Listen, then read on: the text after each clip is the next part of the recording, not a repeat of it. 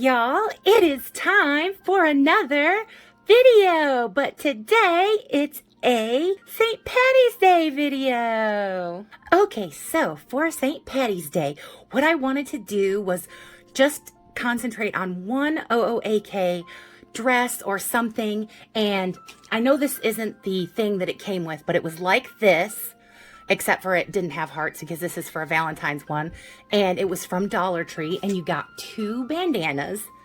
This is the one, and this is the other one that I made the dress out of, and you get two of these for $1. So technically this only cost 50 cents for me to make. And guys, I'm so happy with it. It turned out so pretty, and it's so nice, and I just wanted to show it to you in a little short video for St. Patty's Day.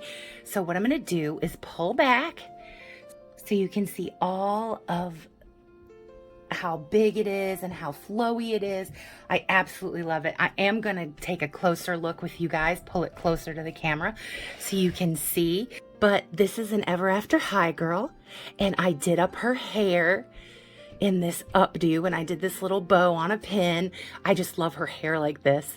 Don't ask me, I just was messing around with it and it turned out like this, and I just absolutely love it.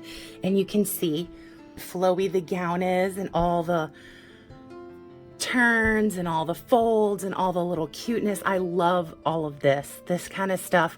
It's all hand stitched. I did this all by hand, and I just wanted to show people that you can use things and you don't have to be like great at sewing hems. You can use something that already is hemmed. So I did this kind of fast. Like normally I would sew all this on my own, but like I did this little bow. And what I did for the bow is I used a whole entire bandana for the dress, and then I cut this. See how this is cut? I cut this off to make this bow. So just one edge. So I have all of this left of this bandana, so I can make more. I wanted to make more, but I just knew I'd never get it all finished to my satisfaction before, you know, the holiday was over. And I did real simple. I put fray check on the edges to fray check it, and I also made a little poofy underskirt with the white tool that you can get from Dollar Tree, and it's all snaps. I always do snaps. So there's two snaps here, and then there's a snap on the underskirt underneath. And I love how this turned out. I think it's absolutely beautiful. I think she's beautiful. I'm so happy with it. And I just wanted to show you guys that you can do things and they turn out really good. I've been sewing for a long time, so I know to some people this might seem daunting, but I love ball gowns. I love how they look. I love all of this like draping that I did. And all I did, I'm gonna set her down and I'll try to explain. I took this, but full, because I cut the end off, see? And I kind of pulled it from the middle like this, and then I just laid it on her body and I gathered it up how I wanted it. See how that kind of looks like it already? And then I made sure that it could still go around her like that so that I could do snaps.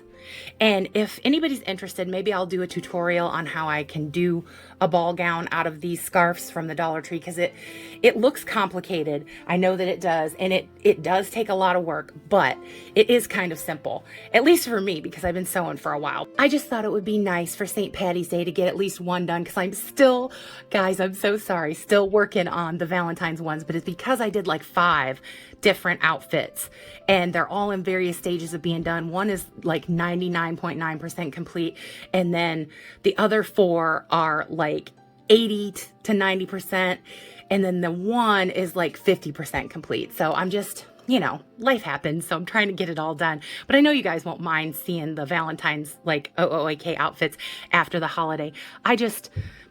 I really loved how this turned out, and it was just one of those nights where I just let the fabric speak to me, and it turned out so wonderful. I just love all the detailing and how it flows, and all these little, like I said, all these little turns and fluffs and everything. And I just sewed that in, hand stitched. And see, in here, I know you can't really see my stitches, but you can hide your stitches. That's a little trick. You can hide your stitches, and if you have thread that is pretty close, which I did, of course, to your fabric, you can hide your stitches, and that way it doesn't look messy and it looks couture and all of those things. I just absolutely love it. And her hair, I put long pins in her hair to get it to stay like this. If anybody's wondering, that's how I did it, like long stick pins that you would use for the fabric. But I just absolutely love this dress. I love how big and flowy it is and how pretty she looks. And I love the big bow on the back and how it sits just right. And I did stitch up the back right here partly, but I left some open.